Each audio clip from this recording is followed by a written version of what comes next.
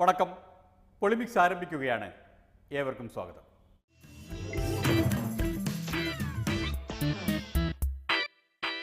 നിയമസഭ പോലെ പൊളിമിക്സും നേരെ നടപടിക്രമങ്ങളിലേക്ക് കടക്കുകയാണ്. അറിയാമല്ലോ, സ്പീക്കർ തെരഞ്ഞെടുപ്പാണ് പ്രധാന നടപടി. എന്തുകൊണ്ടോ എന്തോ LDFിൻ്റെ സ്ഥാനാർത്ഥിയോട് UDFിൻ്റെ വോട്ടർമാർ തുടക്കം മുതലേ വല്ലാത്ത സ്നേഹം കാണിക്കുന്നുണ്ട്.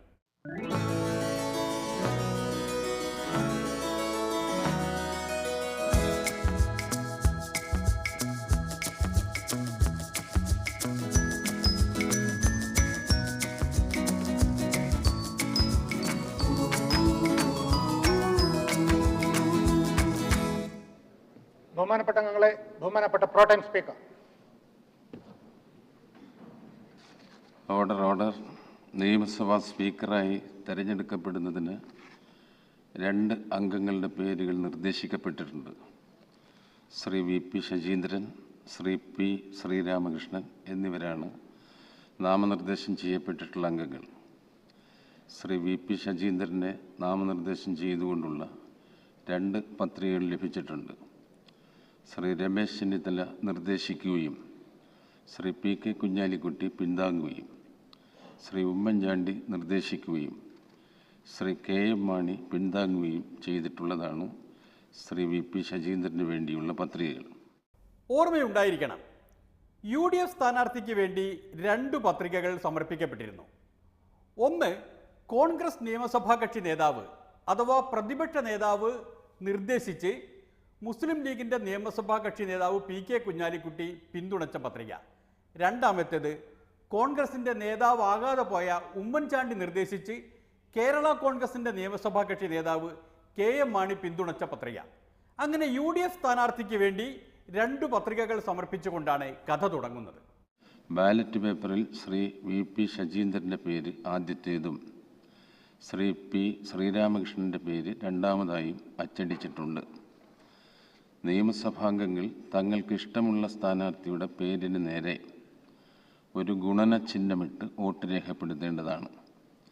ഗുണന ചിഹ്നമല്ലാത്ത മറ്റ് അടയാളങ്ങളിട്ട് വോട്ട് രേഖപ്പെടുത്തിയാൽ പ്രസ്തുത ബാലറ്റ് പേപ്പർ അസാധുവായി കണക്കാക്കുന്നതാണ്. നിയമസഭാ അംഗങ്ങളുടെ പേര് സെക്രട്ടറി ഇപ്പോൾ വിളിക്കുന്നതായിരിക്കും. ഓരോ അംഗവും തത്സമയം അധ്യക്ഷവേദിക്ക് സമീപം വന്ന് ഏതെങ്കിലും ഒരു ബൂത്തിൽ വോട്ട് രേഖപ്പെടുത്തി ബാലറ്റ് പെട്ടിയിൽ നിക്ഷേപിച്ച ശേഷം സ്വസ്ഥാനത്തേക്ക് ഉപവിഷ്ടനാകണമെന്ന് അഭ്യർത്ഥിക്കുന്നു. വോട്ടെടുപ്പിൻ്റെ രഹസ്യ സ്വഭാവം സൂക്ഷിക്കുന്നതിനായി അംഗങ്ങൾ ബാലറ്റിൽ മാർക്ക് ചെയ്യുന്നത് മാധ്യമങ്ങൾ ക്യാമറ സൂം ചെയ്ത് എടുക്കരുത്. ഇതിൽ പ്രത്യേകിച്ച് ഒന്നുകൂടി ഓർമ്മപ്പെടുത്താനുള്ളത്, ബാലറ്റ് പേപ്പറിൻ്റെ ക്രമം പറഞ്ഞു. ആദ്യത്തേത് VP ശശീന്ദ്രൻ്റെ പേരാണ്. രണ്ടാമത്തേത് ശ്രീ P ശ്രീരാമകൃഷ്ണൻ്റെ പേരാണ്.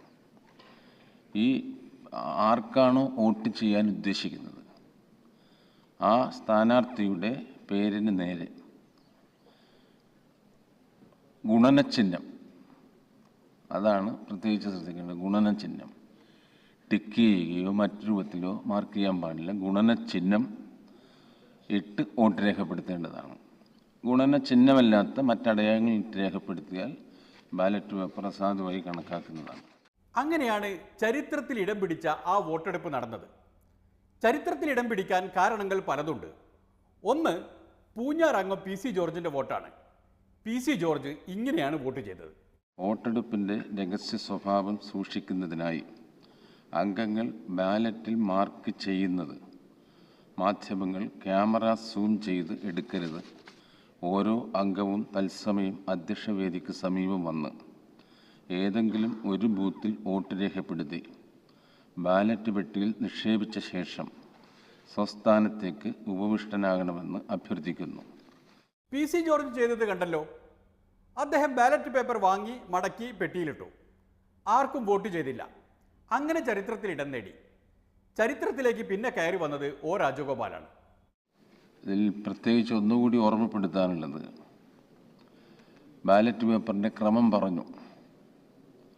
ആദ്യത്തേത് VP ശശീന്ദ്രൻ്റെ പേരാണ്. രണ്ടാമത്തേത് ശ്രീ P ശ്രീരാമകൃഷ്ണൻ്റെ പേരാണ്. ഈ ആർക്കാണോ വോട്ട് ചെയ്യാൻ ഉദ്ദേശിക്കുന്നത് ആ സ്ഥാനാർത്ഥിയുടെ പേരിന് നേരെ ഗുണനചിഹ്നം, അതാണ് പ്രത്യേകിച്ച് ശ്രദ്ധിക്കേണ്ടത്, ഗുണനചിഹ്നം.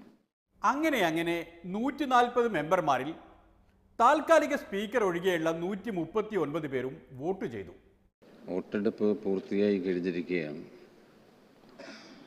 ഓരോ സ്ഥാനാർത്ഥിയുടെയും പ്രതിനിധിയായി ഒരംഗത്തിന് അധ്യക്ഷവേദിയിലേക്ക് വരാവുന്നതും വോട്ടെണ്ണൽ പ്രക്രിയ നിരീക്ഷിക്കാവുന്നതുമാണ്.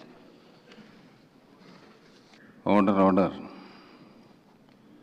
തെരഞ്ഞെടുപ്പിൻ്റെ ഫലം ഇപ്പോൾ പ്രഖ്യാപിക്കുന്നതാണ്. ശ്രീ VP ശശീന്ദ്രന് 46 വോട്ടും ശ്രീ P ശ്രീരാമകൃഷ്ണന് 92 വോട്ടും കിട്ടിയിരിക്കുന്നു. ഒരു വോട്ട് അസാധുവായി. ശ്രീ P ശ്രീരാമകൃഷ്ണനെ 14ാം കേരള നിയമസഭാ സ്പീക്കറായി തെരഞ്ഞെടുത്തതായി പ്രഖ്യാപിക്കുന്നു.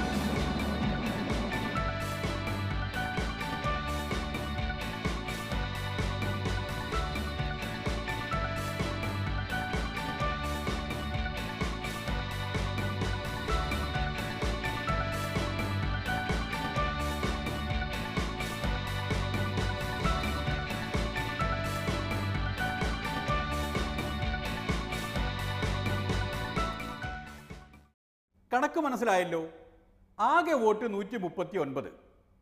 PC ജോർജ് ചെയ്തത് അസാധു. ശ്രീരാമകൃഷ്ണന് കിട്ടിയത് 92. LDFന് ആകെ സഭയിലുള്ള വോട്ട് 91. പ്രോടൈം സ്പീക്കർ വോട്ട് ചെയ്യാത്തതിനാൽ കിട്ടേണ്ടത് 90. പക്ഷേ 2 വോട്ട് അധികം കിട്ടി. അതെങ്ങനെ കിട്ടി എന്നറിയണം. എങ്കിലേ നിയമസഭാ തിരഞ്ഞെടുപ്പിലെ അടിയൊഴുക്കുകൾ പോലും മനസ്സിലാവൂ. അതിലേക്കെല്ലാം വരാം. അതിനു മുമ്പ് ചെറിയൊരു ഇടവേളയാണ്.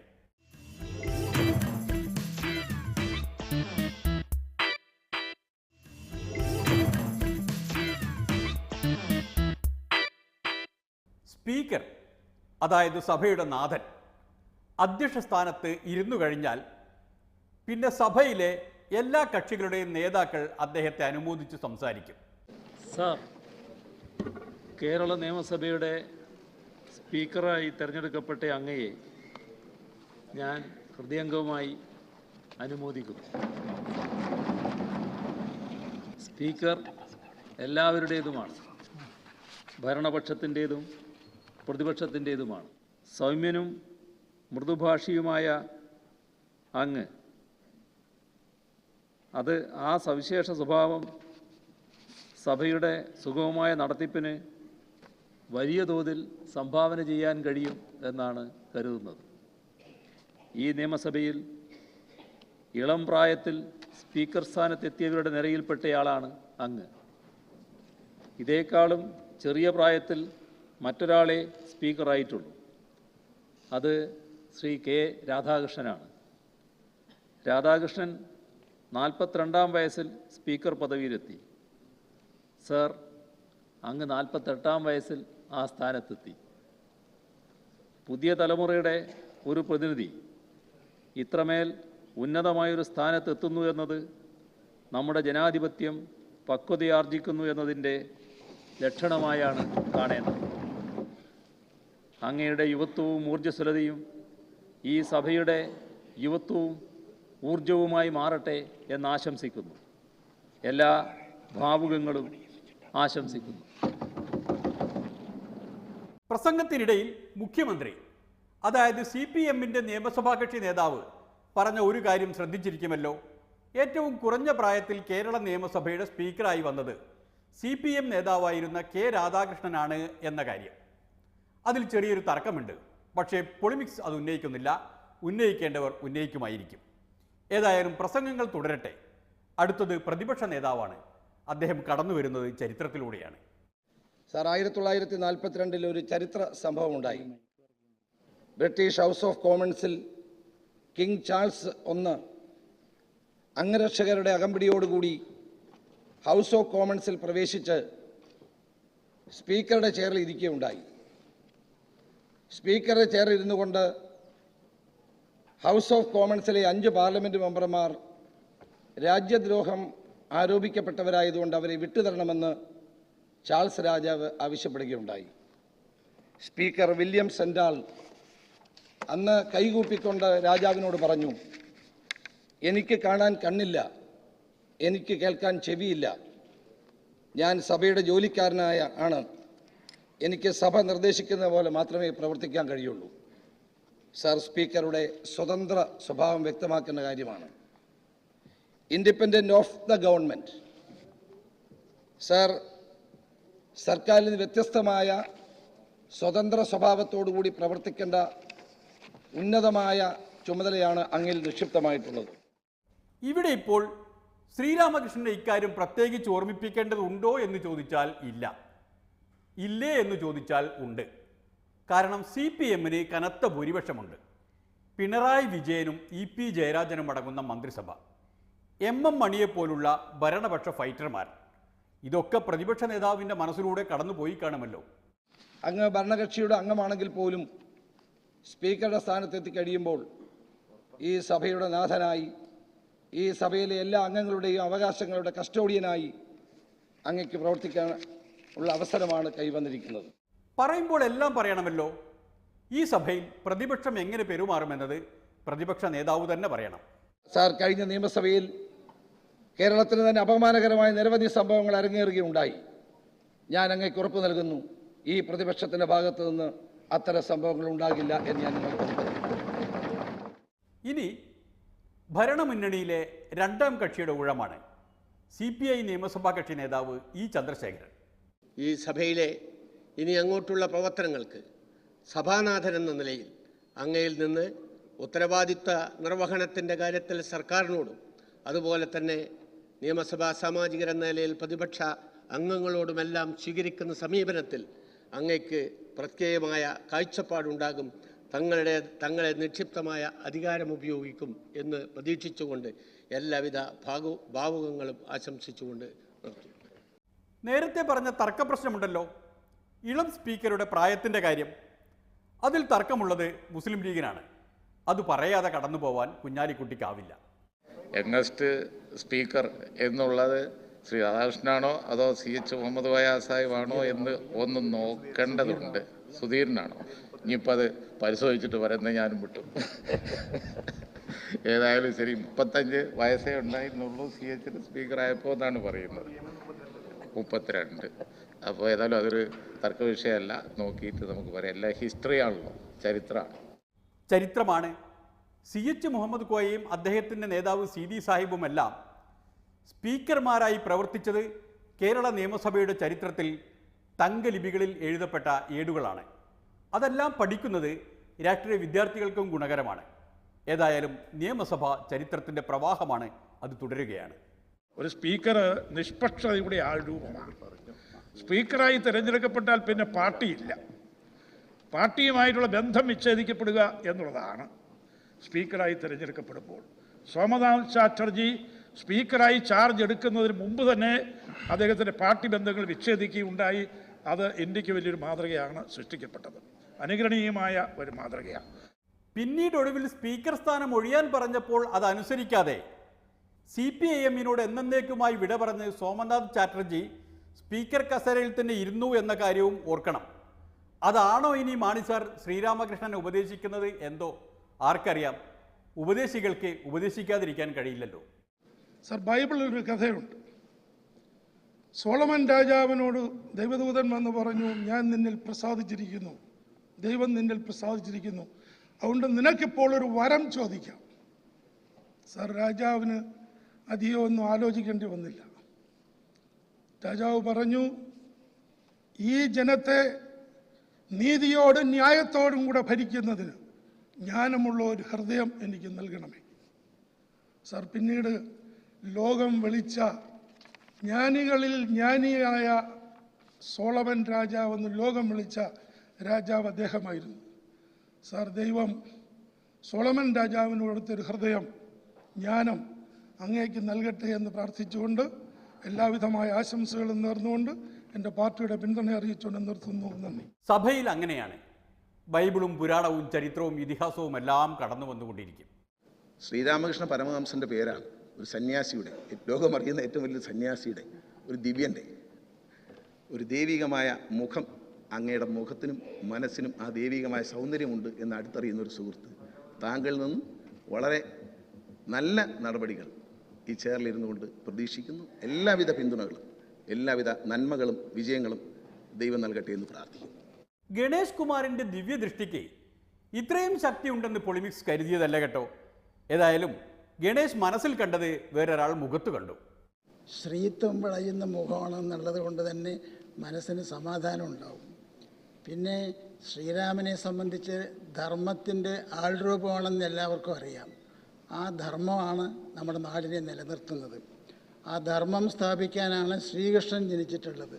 ഈ എല്ലാ പേരുകളും കൂടി ചേർന്നാണ് അങ്ങ് സ്വീകരിച്ചിട്ടുള്ളത്. അതുകൊണ്ട് സ്വാഭാവികമായിട്ടും ധാർമ്മികതയായിരിക്കും എല്ലാത്തിൻ്റെയും ആധാരം എന്ന് ഞാൻ വിശ്വസിക്കുന്നു. അതിൻ്റെ അടിസ്ഥാനത്തിൽ എല്ലാവർക്കും നീതി കിട്ടും, ആരോടുമില്ല പ്രീണനം, എല്ലാവർക്കും തുല്യനീതി എന്നുള്ളതുണ്ട്. അതോടൊപ്പം തന്നെ ഏകനായിട്ടുള്ള ആൾ വരുന്ന അവസരത്തിൽ പുതിയ മുഖങ്ങളായിട്ടുള്ള ആൾക്കാരോട് പ്രത്യേക ഒരു വാത്സല്യം കൂടി ഉണ്ടാകുമെന്നും പ്രതീക്ഷിക്കുന്നുണ്ട്. അങ്ങക്ക് എല്ലാ നല്ല ഒരു സ്പീക്കർ എന്നുള്ള നിലയ്ക്കുള്ള കർത്തവ്യം നിർവഹിക്കാൻ ദൈവം അനുഗ്രഹിക്കട്ടെ എന്ന് ഞാൻ പ്രാർത്ഥിക്കുന്നു. ജനാധിപത്യത്തിൻ്റെ ശ്രീകോവിൽ എന്ന് പറയുന്നത് വെറുതെയല്ല എന്ന് മനസ്സിലായില്ലേ? ഇപ്പോഴാണ് അത് ശരിക്കും ശ്രീകോവിലായത്. ശ്രീരാമനും ശ്രീകൃഷ്ണനും പൂജിക്കപ്പെടുന്ന ശ്രീകോവിൽ. അവിടെ പക്ഷേ നിവേദ്യം വോട്ടാണ്. അതിലൊരു ചോർച്ചയുമുണ്ട്. അതെങ്ങനെ എന്ന് കണ്ടുപിടിക്കാം. ഇടവേള കഴിയട്ടെ.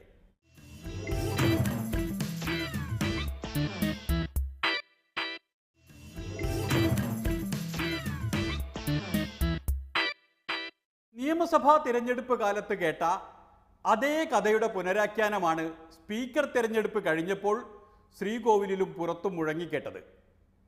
ഏതായാലും ശ്രീരാമനെയും ശ്രീകൃഷ്ണനെയും കൂട്ടുപിടിച്ച് രാജഗോപാൽ CPM-ന്റെ മർമ്മത്താണ് ആഞ്ഞുകുത്തിയത്.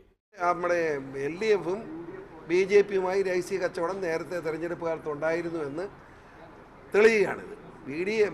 LDF-ഉം BJP-യായിട്ട് രഹസ്യധാരണയില്ലാതെ രാജഗോപാൽ കയറി LDF സ്ഥാനാർത്ഥി വോട്ട് ചെയ്യും. ഞാനങ്ങനെ കരുതുന്നില്ല.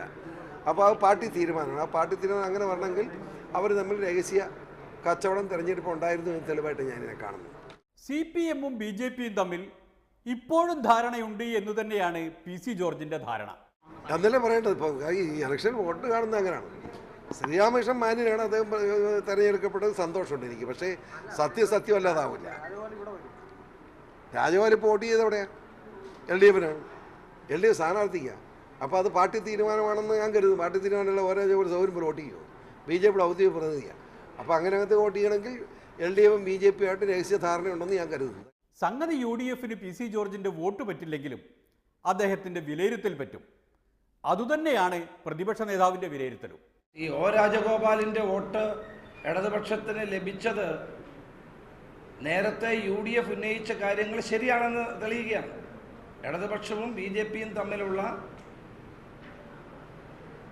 കൂട്ടുകെട്ട് കൂടുതൽ വ്യക്തമാവുകയാണ്. ഞങ്ങൾ ഈ കാര്യത്തിൽ ഞങ്ങളുടെ നിലപാട് നേരത്തെ തന്നെ പ്രഖ്യാപിച്ചിട്ടുള്ളതാണ്. PC ജോർജിൻ്റെയും അതോടൊപ്പം തന്നെ രാജഗോപാലിൻ്റെയും വോട്ട് UDF സ്ഥാനാർത്ഥിക്ക് വേണ്ട എന്നുള്ള നിലപാട് ഞങ്ങൾ സ്വീകരിച്ചതാണ്. കൂട്ടുകെട്ടില്ല എന്ന് CPM-ഉം LDF-ഉം എത്ര പറഞ്ഞാലും രമേശ് ചെന്നിത്തല സമ്മതിക്കില്ല. കാരണം അദ്ദേഹത്തിന് അറിയാമല്ലോ അതിൻ്റെയൊക്കെ സ്വഭാവം. അല്ല, അങ്ങനെ പരസ്യമായി കൂട്ടുകെട്ടുണ്ടെന്ന് അവർ പറയുമോ? അത് രഹസ്യമായിട്ടാണല്ലോ ഈ കച്ചവടമൊക്കെ നടന്നുകൊണ്ടിരിക്കുന്നത്. ഗ്രൂപ്പില്ലാത്ത കോൺഗ്രസിൻ്റെ നിയമസഭാ കക്ഷി നേതാവിന് മാത്രമല്ല, ഗ്രൂപ്പില്ലാത്ത KPCC-യുടെ പ്രസിഡന്റിനും ഈ കാര്യത്തിൽ മറ്റൊരു അഭിപ്രായമില്ല. BJP MLA ശ്രീ രാജഗോപാൽ അദ്ദേഹം CPM സ്ഥാനാർത്ഥിക്ക് വോട്ട് ചെയ്തത് കേവലം യാദൃച്ഛികമായി നടന്ന ഒരു സംഭവമായി ആരും കാണില്ല. CPM BJP കൂട്ടുകെട്ടിൻ്റെ ഏറ്റവും പ്രകടമായ രൂപമാണ് ഇതിൽ കാണാൻ സാധിക്കുന്നത്.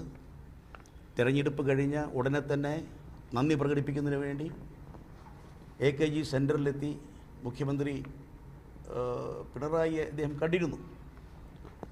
വളരെ കൗതുകത്തോടുകൂടി നടന്ന കൂടിക്കാഴ്ച കേരളം ചർച്ച ചെയ്തതാണ്. ഇന്നത്തെ ഈ വോട്ടിംഗ് നടന്നതോടുകൂടി CPM BJP ബന്ധം വളരെ ദൃഢപ്പെടുത്തുന്ന രീതിയിൽ വന്നിരിക്കുന്നു എന്നുള്ളതാണ് മനസ്സിലാക്കാൻ സാധിക്കുന്നത്. പാവം രാജഗോപാൽജി സനാതന മൂല്യങ്ങളെ മുറുകെ പിടിച്ച് ധർമ്മ സംസ്ഥാപനാർത്ഥം നിയമസഭയിൽ അവതരിച്ച ആ രാജനൈതിക മുനിശ്രേഷ്ഠൻ്റെ മനസ്സു മാത്രം ആരും കാണുന്നില്ല. ഇന്നുണ്ടായ സ്പീക്കർ തെരഞ്ഞെടുപ്പിൽ ഇന്നലെ തന്നെ പരസ്യമായി UDFൻ്റെ പ്രതിപക്ഷ നേതാവ് പറഞ്ഞു രാജഗോപാലൻ്റെ വോട്ട് വേണ്ട എന്ന്. അദ്ദേഹത്തിൻ്റെ അഭിപ്രായത്തിനെ മാനിച്ചുകൊണ്ട് അദ്ദേഹത്തിന് വിഷമമുണ്ടാക്കാൻ പാടില്ലല്ലോ. അപ്പോൾ അതുകൊണ്ട് ഞാൻ അദ്ദേഹത്തിന് ആ മുന്നണിക്ക് വോട്ട് ചെയ്തില്ല. ഞാൻ സ്വാഭാവികമായിട്ട് ഇവിടെ ശ്രീരാമകൃഷ്ണൻ എന്നുള്ളതായ ഒരു നല്ല പേരുള്ള എൻ്റെ ഒരു പഴയ സുഹൃത്ത്, ചെറുപ്പക്കാരൻ, മാർക്സിസ്റ്റ് പാർട്ടിയിൽപ്പെട്ട ആളാണെങ്കിലും ധാരാളം കാര്യങ്ങളിൽ യോജിപ്പുള്ളതായിട്ടുള്ള സുഹൃത്ത്, അങ്ങനെയുള്ള ഒരാൾ സ്ഥാനാർത്ഥിയായി നിൽക്കുന്ന അവസരത്തിൽ അദ്ദേഹത്തിന് വോട്ട് ചെയ്യുകയാണ് എൻ്റെ ധർമ്മം എന്ന് ഞാൻ കരുതി. അതാണ് അദ്ദേഹത്തെ നയിക്കുന്ന വിചാരധാര. ശ്രീരാമൻ്റെയും ശ്രീകൃഷ്ണൻ്റെയും പേരുകൾ സമഞ്ജസമായി സമ്മേളിച്ച ഒരു മനുഷ്യരൂപം മുന്നിൽ വന്ന് നിൽക്കുമ്പോൾ അയാളുടെ പാർട്ടി നോക്കാൻ പറ്റുമോ? ഇത് LDFന് അനുകൂലമല്ല. LDFന് അനുകൂലമായിട്ട് വോട്ട് ചെയ്തിട്ടില്ല. ശ്രീരാമകൃഷ്ണൻ എന്നുള്ള വ്യക്തി അദ്ദേഹം സ്പീക്കറായിട്ട് അദ്ദേഹം വേണമെന്നല്ലേ ഇഷ്യൂ ഉള്ളൂ. ആ ഇഷ്യൂവിൽ അദ്ദേഹം ഈ ഇന്നത്തെ സാഹചര്യത്തിൽ ഗിവൺ സിറ്റുവേഷനിൽ അദ്ദേഹമാണ് ഐഡിയലായിട്ടുള്ള സ്ഥാനാർത്ഥി. പിന്നെ ഒരു സംശയം ഉണ്ടാവാനിടയുള്ളത് ശ്രീരാമകൃഷ്ണൻ രാജഗോപാലിനെ കണ്ടു വോട്ട് ചോദിച്ചിരുന്നോ എന്നതാണ്. അദ്ദേഹം നല്ല ബന്ധം ഞങ്ങൾ തമ്മിലുള്ളതാണ്. നേരിട്ട് വോട്ട് അഭ്യർത്ഥിക്കാൻ വേണ്ടി അദ്ദേഹം വന്നിട്ടുണ്ടായിരുന്നില്ല. പക്ഷെ അദ്ദേഹം വേണ്ട എന്ന് പറഞ്ഞിട്ടില്ല. രാജഗോപാലിൻ്റെ വോട്ടിൽ ഇങ്ങനെ ചുറ്റിത്തിരിയുന്നതിൽ അർത്ഥമില്ല എന്നാണ് പൊളിമിക്സിൻ്റെ അഭിപ്രായം. അദ്ദേഹം ധൃതരാഷ്ട്ര ആലിംഗനമാണ് ശ്രീരാമകൃഷ്ണൻ്റെ മേൽ പ്രയോഗിച്ചത്. തിരയേണ്ടത് UDFൻ്റെ ഒരു വോട്ടാണ്. അതെങ്ങോട്ട് ചോർന്നു എന്നത്. UDFൻ്റെ വോട്ട് പോയി ഞാൻ കണക്ക് പറഞ്ഞുതരാം. ആ 140 വോട്ട്, ആ 140 വോട്ടിൽ നമ്മുടെ സ്പോട്ടർ സ്പീക്കർ വോട്ട് ചെയ്തില്ല, പോയിട്ട് 139. ആ 139 ഒരോട്ട് ഞാൻ അസാധുവാക്കി, എല്ലാവരും കണ്ടതാണ്. പോയിട്ട് 138. ആ 138 വോട്ട് കാണുന്നു. ആ 138 വോട്ടിൽ 90 വോട്ട് LDFിനുണ്ട്. കാരണം ഒരു വോട്ട് സ്പോട്ടർ സ്പീക്കർ ചെയ്തില്ല. ആ LDF സ്ഥാനാർത്ഥി 92 കിട്ടിയിരിക്കുക. അപ്പോൾ 2 വോട്ട് കൂടുതൽ. ഒന്ന് രാജഗോപാലിൻ്റെയാണ്, നമുക്കത് മനസ്സിലായി. ആ ബാക്കി ഒരു വോട്ട് 47 UDFന് 46 ഉള്ളൂ. ആ UDFിൽ ഒരു വോട്ട് ചോർന്നു പോയി. ഇതിൻ്റെ അർത്ഥം എന്താ? ഇതിൻ്റെ അർത്ഥം 2-3 കാര്യങ്ങളുണ്ട്. UDFിൻ്റെ തകർച്ച തുടങ്ങി. ഒന്ന്, അക്കാര്യം അങ്ങനെയൊന്നും വ്യാഖ്യാനിക്കാൻ മാത്രമില്ല എന്നാണ് പ്രതിപക്ഷ നേതാവിൻ്റെ അഭിപ്രായം. വോട്ടാകുമ്പോൾ ചോർന്നെന്നിരിക്കും. അത് ഒരു വോട്ട് കുറഞ്ഞിട്ടുണ്ട്. അത് എനിക്ക് തോന്നി വോട്ടിങ്ങിൻ്റെ അകത്ത് വന്നിട്ടുള്ള ചില ഇപ്പം പരിചയക്കുറവ് കൊണ്ടൊക്കെ സംഭവിച്ചിട്ടുള്ളതാകാം എന്നുള്ളതാണ്. വേറെ മനഃപൂർവ്വം അല്ല, അതെന്തോ ഒരു അപാകത ഉണ്ടായതാണ്. അത് മനഃപൂർവ്വമാണെന്ന് തോന്നുന്നില്ല. ആദ്യത്തെ ഒരു വോട്ടിംഗ് ആയതുകൊണ്ട് ചിലപ്പം പരിചയക്കുറവിൻ്റെ അടിസ്ഥാനത്തിൽ സംഭവിച്ചതാകാം. അല്ലാതെ ഞങ്ങൾ പരിശോധിക്കുന്നുണ്ട്. അതത്ര നിഷ്കളങ്കമായ ഒരു അബദ്ധമാണ് എന്ന് പൊളിമിക്സിന് തോന്നുന്നില്ല. പൊതു തിരഞ്ഞെടുപ്പ് കാലത്ത് കോൺഗ്രസ്സുകാരുടെ മേൽ കയറിയ ബാധ അവരിട്ട് പോയിട്ടില്ല. സൂക്ഷിച്ചാൽ കോൺഗ്രസിന് ദുഃഖിക്കേണ്ടി വരില്ല. അല്ല, ഒരിക്കലും സംഭവിക്കാൻ പാടില്ല. കാരണം അവിടെ തിരഞ്ഞെടുക്കപ്പെട്ട ജനപ്രതിനിധികളാണ്, അല്ലാണ്ട് വെറും സാധാരണക്കാരായി വരുന്ന ആളുകളല്ല. തിരഞ്ഞെടുക്കപ്പെട്ട ജനപ്രതിനിധികൾക്ക് ഇങ്ങനെയുള്ള പാളിച്ചകൾ ഉണ്ടാകാതിരിക്കേണ്ടത് ആവശ്യമാണ്, ഉണ്ടാകാൻ പാടില്ലാത്തതാണ്. ഏതായാലും പ്രതിപക്ഷ നേതാവ് അത് പരിശോധിക്കും എന്ന് കൃത്യമായി പറഞ്ഞിട്ടുണ്ട്. ഇനിയിപ്പോൾ അബദ്ധം പറ്റിയതാണോ? ഏത് മനുഷ്യനും അങ്ങനെയും സംഭവിക്കാം. ഏതായാലും അതേക്കുറിച്ചുള്ള ഒരു പരിശോധനയുടെ ഫലം വരട്ടെ. അതേക്കുറിച്ച് പിന്നീട് പറയുന്നതായിരിക്കും. അബദ്ധം പറ്റാം, കോൺഗ്രസ്സുകാർക്ക് അബദ്ധമല്ലേ പറ്റാറുള്ളൂ. പക്ഷേ ഇത്തരത്തിൽ അബദ്ധം പറ്റുന്ന ഒരുപാട് കോൺഗ്രസ്സുകാർ ആ സഭയ്ക്കകത്തുണ്ടെങ്കിൽ അവർ നാളെ രാജഗോപാൽ ചെയ്യുന്നത് പോലെ പലതും ചെയ്തേക്കുമെന്ന് കോൺഗ്രസ്സുകാരെ ഓർമ്മിപ്പിച്ചുകൊണ്ട് ഇന്നത്തെ പൊളിമിക്സ് ഇവിടെ അവസാനിപ്പിക്കുന്നു. ശ്രീകോവിലിൻ്റെ നടയടക്കുന്നു. ശാന്തി ശാന്തി.